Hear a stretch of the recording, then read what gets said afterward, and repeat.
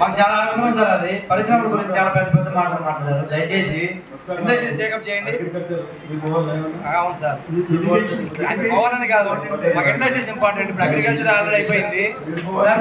మేము పోవాలని కాదు, అక్కడ సబ్జెక్టు ఇందాకేమన్నారు ఇండస్ట్రీస్ దాంట్లో వద్దన్నారు కదా. ఇండస్ట్రీస్ గురించి మాట్లాడారు సార్. ఇండస్ట్రీస్ మేము తీసుకొచ్చాం, పోర్ట్ తీసుకొచ్చింది మేమే సార్.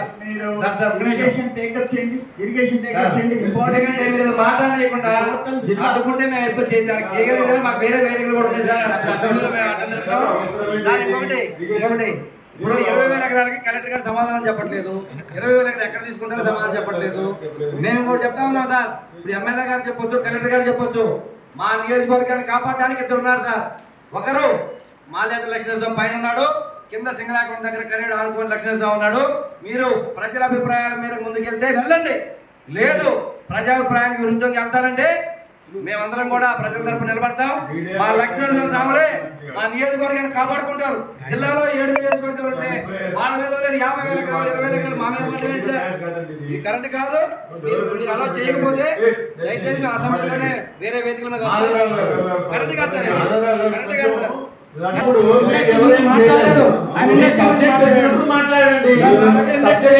మధ్యలో మా సబ్జెక్ట్ పెట్టండి,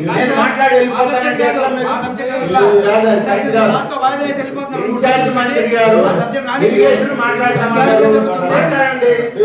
ఇరిగేషన్ సబ్జెక్ట్ ఉంటే మాట్లాడండి, వద్దని లేదు కదా. ఇరిగేషన్ లో లేనప్పుడు మీరు మంత్రి గారు చాలా మంది ఎమ్మెల్యేలు ఉన్నారు. పొద్దున్న సోషల్ మీడియాలో పెట్టుకోవడం మాట్లాడతాను.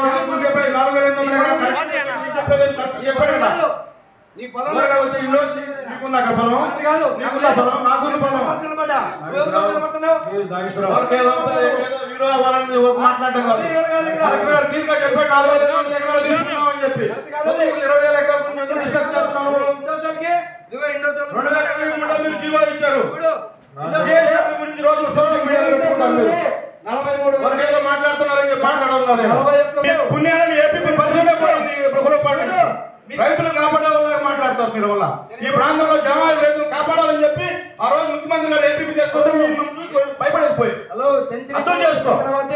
240 నుంచి 10,000 జనాలు చూస్తే భయపడిపోతున్నారు. పరిశ్రమ మమ్మల్ని చూస్తే వస్తుంది రావడానికి ఇంట్రెస్ట్ ఉన్నారు.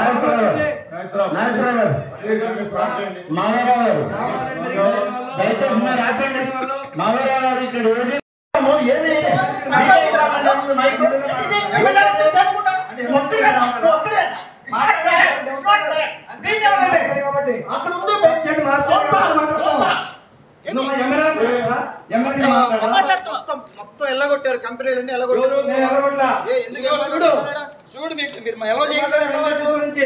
కంపెనీలు ఏం జరిగింది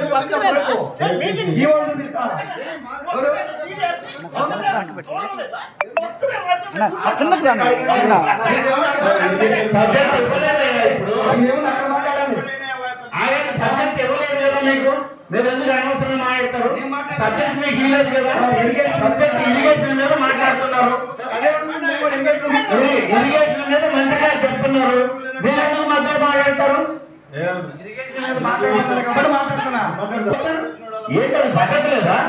ఇదేం బీఆర్సీ సమాజం అనుకున్నారా, ఇంకేమన్నా మార్కెట్ అనుకున్నారా?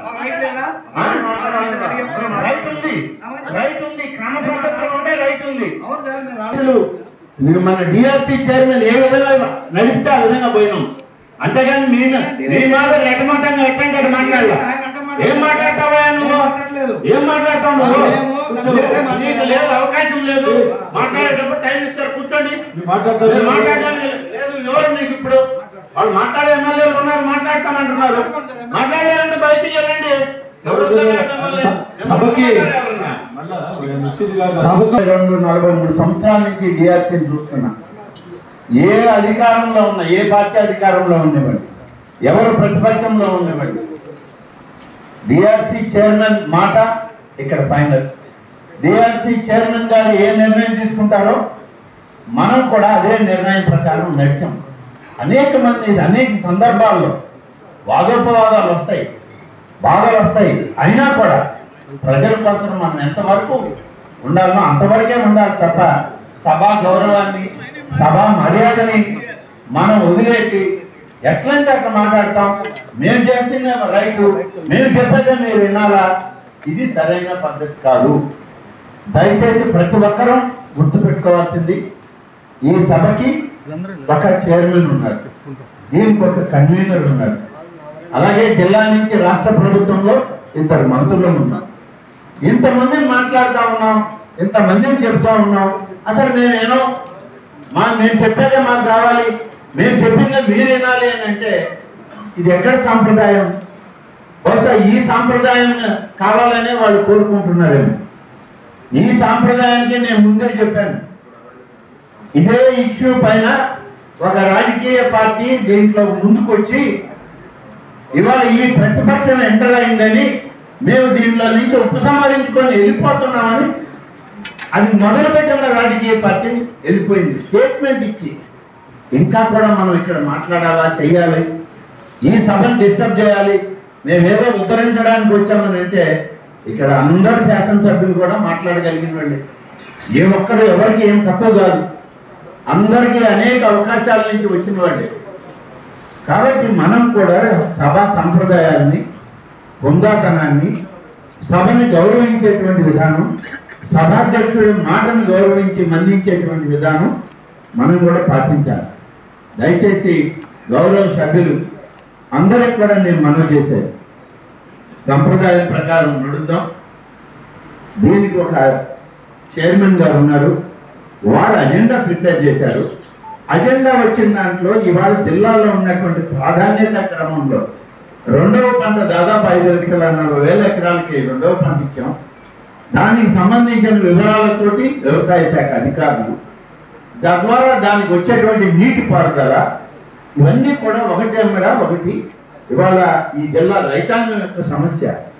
ఆ సమస్యల్ని మాట్లాడడానికి మొదలుపెట్టి సమస్యలను వదిలేసి పక్కదారి పట్టి మళ్ళీ మమ్మల్ని మాట్లాడినవరా అని అంటే మేమేం మాట్లాడడం జరిగింది. ఆ తర్వాత కొంచెం అన్ని సాల్వ్ చేసుకుంటే ముందుకు పోతున్నారు. అల్టిమేట్గా ఏంటంటే ఆ డీకేకి అసైన్ ల్యాండ్స్ ఉంటే పేదోళ్ళు వాళ్ళకి మిస్ అయితే మాత్రం చాలా నష్టపడతారు. మాక్సిమం వాటి మీద కాన్సన్ట్రేట్ చేసి 100% వచ్చేటట్టు చూసుకోవాల్సిన అవసరం ఉంది కరెక్ట్ గా. అవేర్నెస్ ప్రోగ్రామ్స్ అనేటివి లేవు, వాళ్ళకి ఊర్లలో ఉంటున్నారు, మనం ఏమి ఇస్తున్నామో వాళ్ళకి తెలియదు, ఎప్పుడు ఇస్తున్నారో తెలియదు. కాబట్టి దయచేసి అవేర్నెస్ ప్రోగ్రామ్స్ అయితే మీరు తప్పకుండా కండక్ట్ చేయాలని మిమ్మల్ని కోరుకుంటున్నాను.